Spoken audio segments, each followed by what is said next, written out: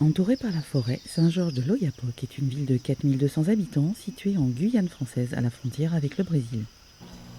Elle est au bord du fleuve Oyapock.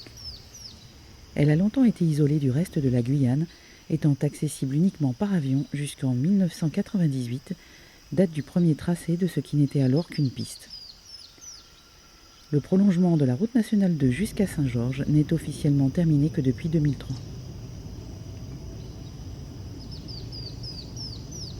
Du fait de cette configuration, pendant très longtemps et encore aujourd'hui, les habitants de la ville et leurs voisins à un quart d'heure de pirogue en amont du fleuve, dans la ville d'Oyapock, ont des relations privilégiées.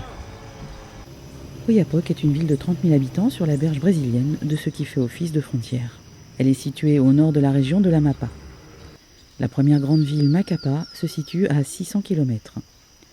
Une partie de la route étant encore une piste, il faut jusqu'à plusieurs jours en bus pour la relier.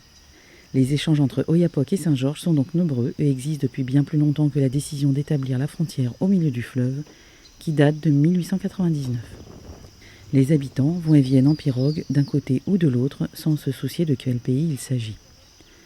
Tous les matins débarquent sur le quai côté français plusieurs dizaines d'écoliers et de collégiens qui se rendent dans les établissements scolaires de Saint-Georges.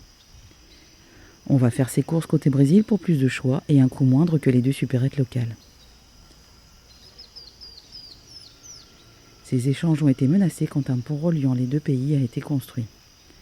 Avec lui sont arrivées la police des frontières et les douanes. Cette frontière invisible est devenue concrète et avec elle des limitations, malgré les règlements spécifiques et adaptés pour protéger le libre-échange de certaines marchandises. Lors de la crise sanitaire, la frontière a été fermée pendant presque 22 mois, entre mars 2020 et décembre 2021. La ville française, confinée pendant plus de 6 mois, ne survivait que grâce à des colis alimentaires. Les deux cousines de part et d'autre du fleuve sont étroitement liées et dépendent beaucoup l'une de l'autre. En matière de santé, répondant à la logique globale d'un bassin de population, des projets transfrontaliers existent, notamment dans la lutte contre le paludisme et le VIH, grâce à des acteurs engagés de chaque côté du fleuve.